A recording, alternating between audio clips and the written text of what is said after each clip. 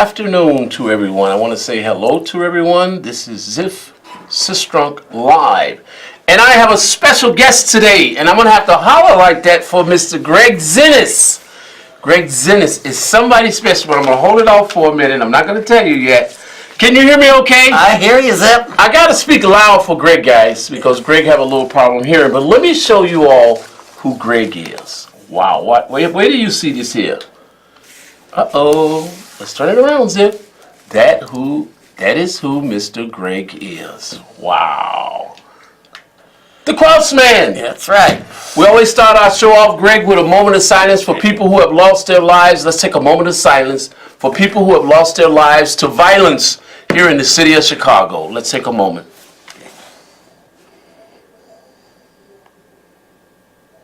Amen. Amen. We have a very special guest today.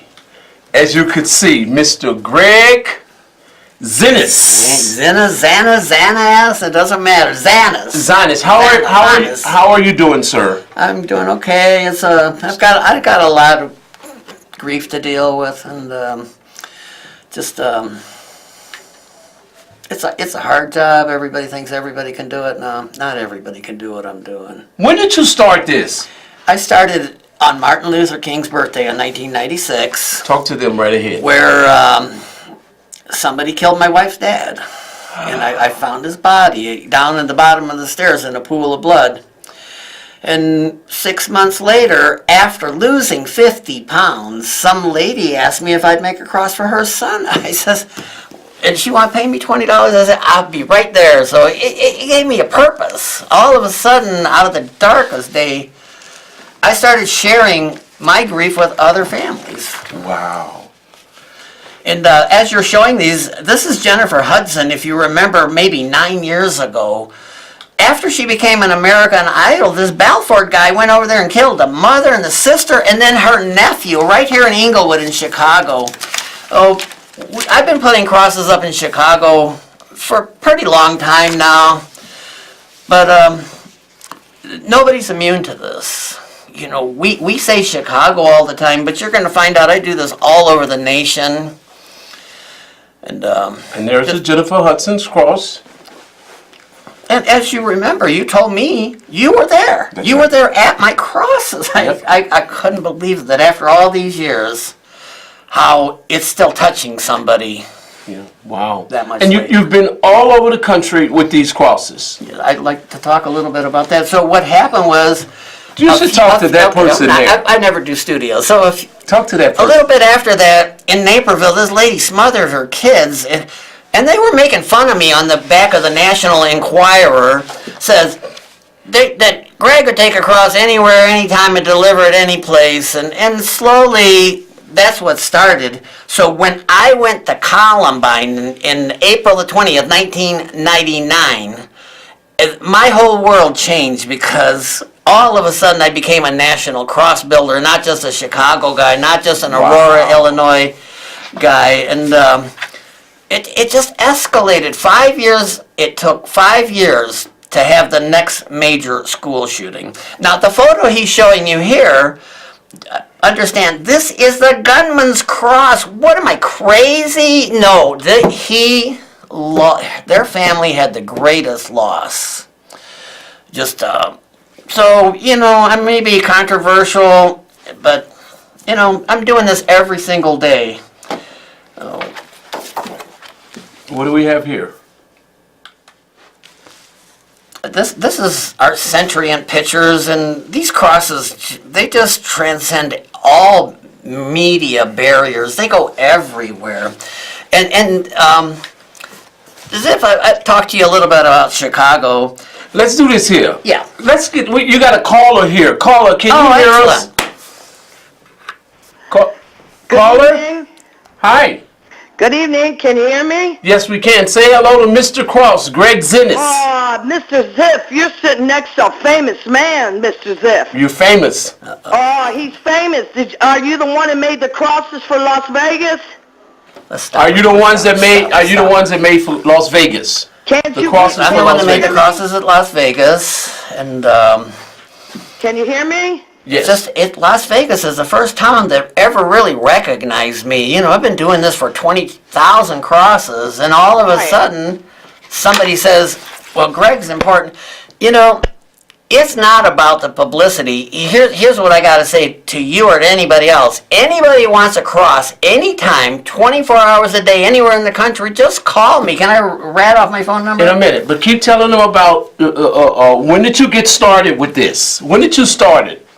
Well, I started in 1996, and it just, every year I'm putting up 1,000, every year more and more and more, and it just, I've never charged for a cross. I deliver it free of charge to anybody, anywhere, anytime, and my phone number's not listed, but I'd be happy to give it up, but just that this is the only solution to violence, is to show we love each other. And I never do these studio interviews. The reason why is because I say I all the time, but it's really not about me. It's about our nation, that there's so much dividing and hate and bitterness.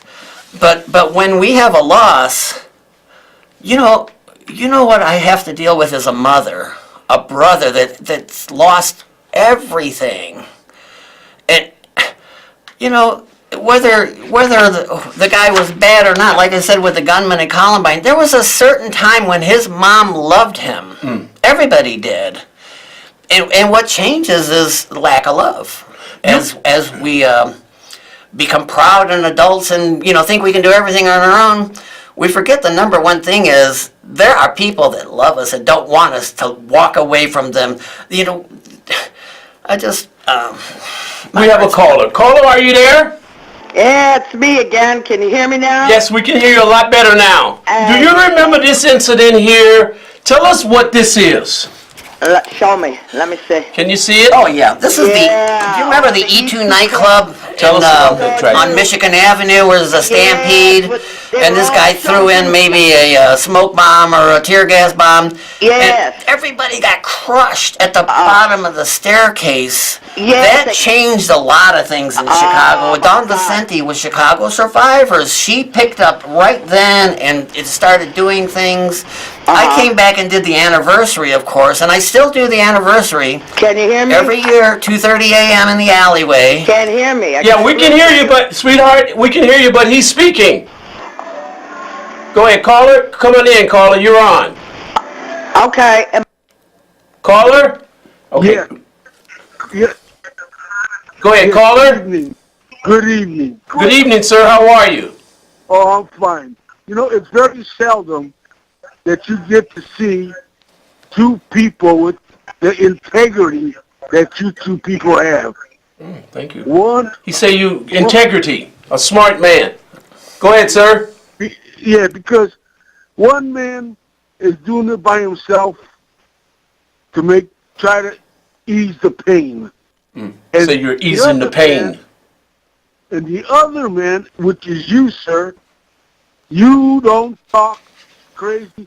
You talk the truth. And that's what the people need. They hear about why the city of Chicago is so dangerous and why this man is going to be in business for a while. Wow, he said you're going to be in business a long time. I hope not. I found that You know, out. but as long as you got the mayor and you got this democratic city, it's going to be like this because I'm a 70-year-old Vietnam veteran. And for the last 20 years, things have only gotten worse. So please, give my thank you. He say thank you, thank you, thank you, thank you. To the gentleman next to you, and I want to thank you also for not beating around the bush. You get right to the subject of people should help themselves instead of waiting for somebody to help them. Great, thank you Thank you, so. my friend. Thank you. Thank you. Thank you. Tell me about this. There's a caller there? Yes, I am. Okay, well, he want to tell you something, so listen in for a second. Tell us what this is. This is when I did a crusade. I went and took the original Columbine crosses to over 500 events around the nation. just using that as an opportunity to open up my ministry nationwide. What it offered me was every year I was putting up 2,000 crosses all over the country. It was just like, I'm here, but I also have my saw with me. I go over to Home Depot and make 20, 30 crosses that night and get them out in Arkansas and California, wherever I'm at.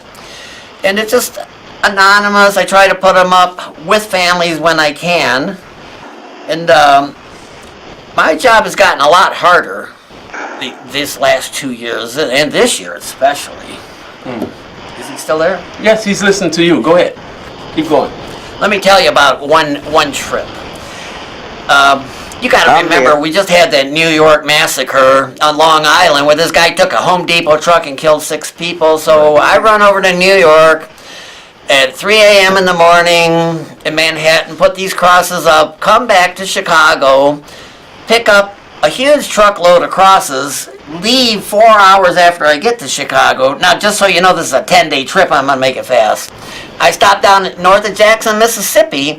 There had been an airplane crash where we lost 15 Marines and 1 Navy officer. So I stopped there 2:30 a.m. Then from there, I got my truck boogied on down to Sutherland, Texas. So we're running some serious miles here, you know, and then I got there just in time for the vice president to wave at me and say, Pence? Mike Pence. And then from there I head off to Phoenix. I drop off 8 crosses in Phoenix, and from Phoenix I run back all the way to Las Vegas, and then Las Vegas back home again. That's 5,000 miles in 10 days. Just a regular run for me. So I sleep in my truck, and mostly I stop at a food pantry or something to get as many canned goods as I need to go, because I'm not stopping. I need to be going, sleep a few hours, and keep going. You're going to see that I'm obsessed with this. I'm a man on a mission. I know God's using me. Oh, sorry, pounding. But, you know, I know what it is that I'm doing. I'm bringing hope, comfort, love, and somebody gets remembered. Nothing's more important to me than somebody that had no chance of getting remembered. Now, I do all kinds of crosses, and what he showed you on the screen just now was a dam in that's me. You were on a dam. Oh, I'm sorry. So this is a regular thing. There's a dam out in Yorkville on the Fox River.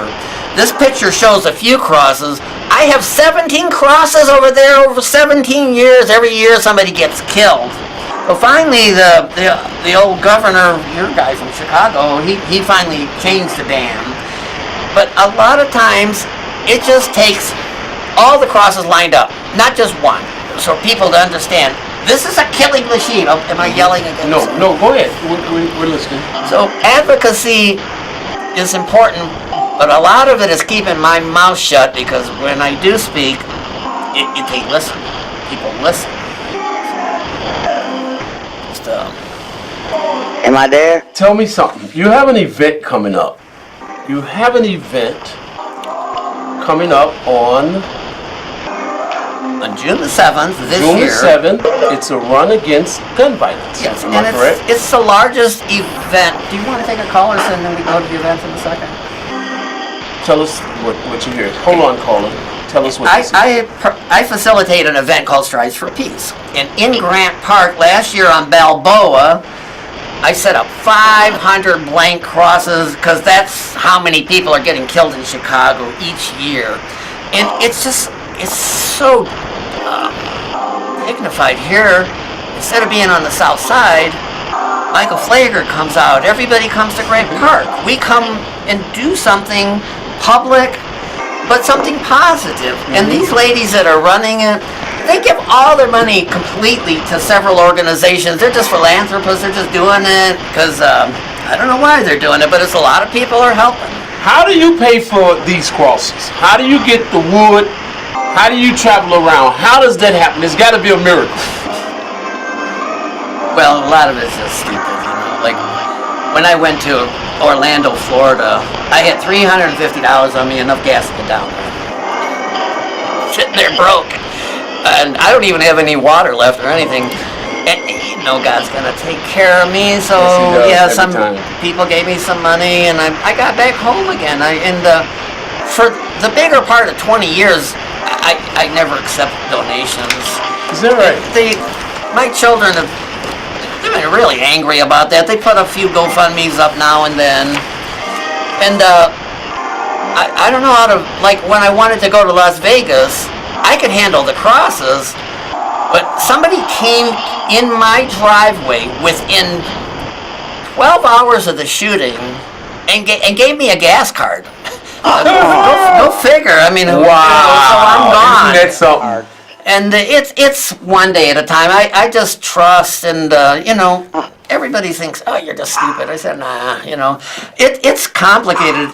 I've had trucks that I've had 550,000 miles on it, and you know what? You can't even sell a truck like that for $100 as soon as you tell them the mileage. Wow. They Let say, me, caller, are you still there?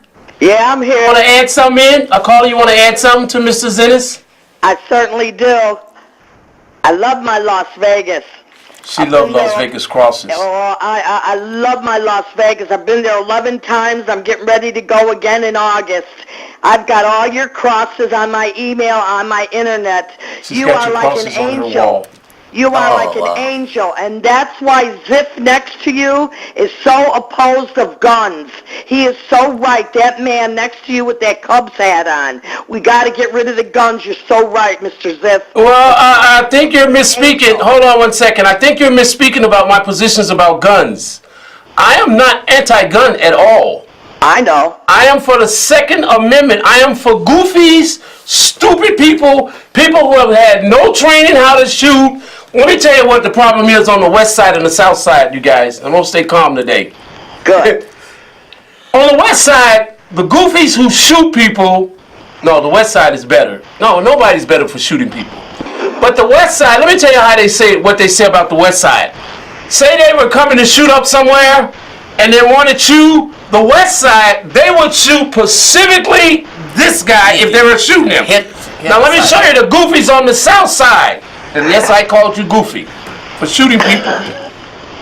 They'll shoot up everybody. They shoot up da da da da da da da da da da. So you know what? Send that guy away for good. Caller, go ahead, caller. Yes, I thought it was incumbent to point out that the fact that, if you support the Second Amendment, there is no provision in there that mandates that someone be well trained with a firearm. Okay, but what is the problem with being trained? You have a problem with someone being trained? No. I'm pointing out to you that as it's written, the Second Amendment cannot mandate that I have training in order to own a firearm. Oh.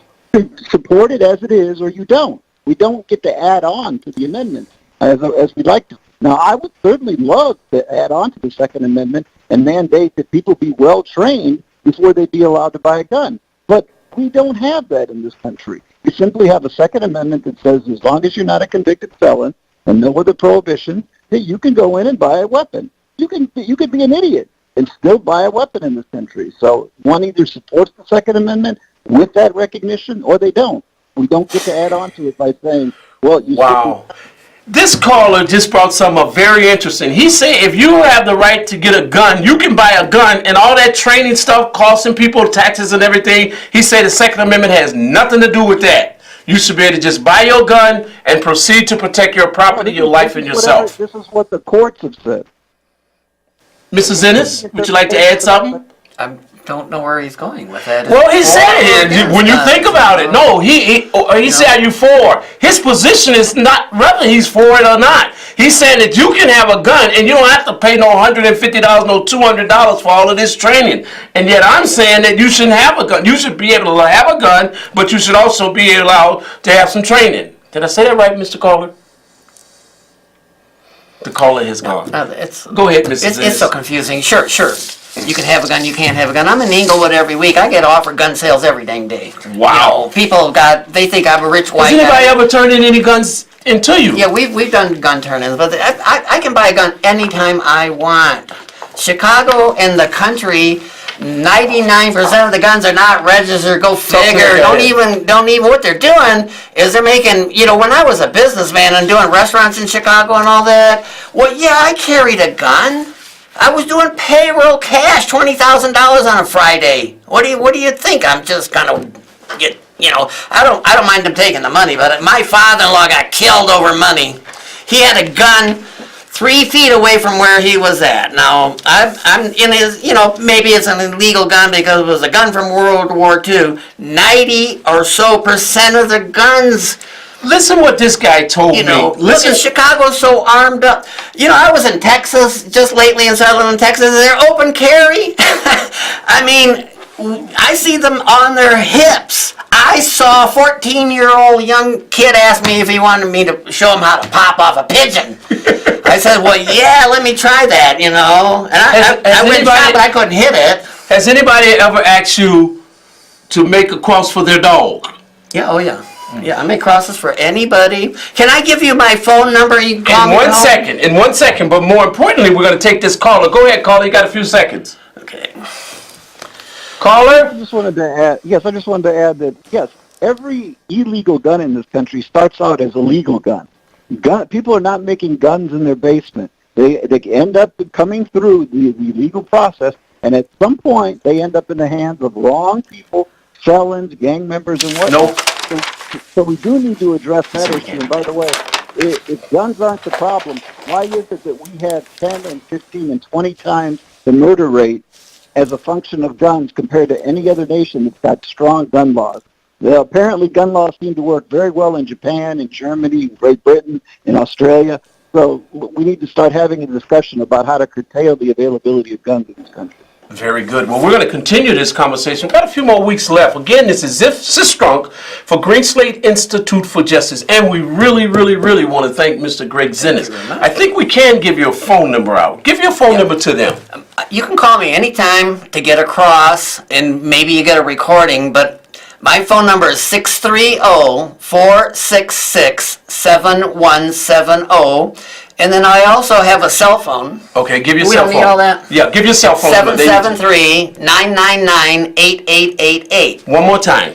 773-999-8888. That's not for a donation. That's for getting across anytime you want. I'll Very make sure good. you get one. A lot of people just deliver it to you. I'll get it to you. That's complimentary for this gentleman to say I don't that charge. he doesn't need any money to memorialize your family members. I was out with him last week, and guess how many crosses he made for me and my family? 12 crosses. I've had 5 members to be killed, and then he made the other 7 for my other family members. I really appreciate you, Mr. Zinnes. I appreciate you so very much. And maybe later on in the year, we can bring Mr. Zinnes back again to see just where he's at with his ministry. We're going to be leaving you now. We appreciate the staff here at CAN TV. We're getting it together. You all stay with us. Again, this is Greenslate Institute for Justice. And once again, we want to thank Mr. Greg Zanis. Zanis. It doesn't matter how you call me, just call me. Greg Zanis, the gentleman who, as the Bible tells us, at the cross, where I met the Lord. And today I met the real cross man, Mr. Greg Zanis. We thank you. We thank you for joining us again. We'll talk to you in a minute. Next week, this is Ziff Sistrunk. If a task once begun, never leave it till it's done. Bit the label, big or small. Do it well or not at all. Good night and thank you.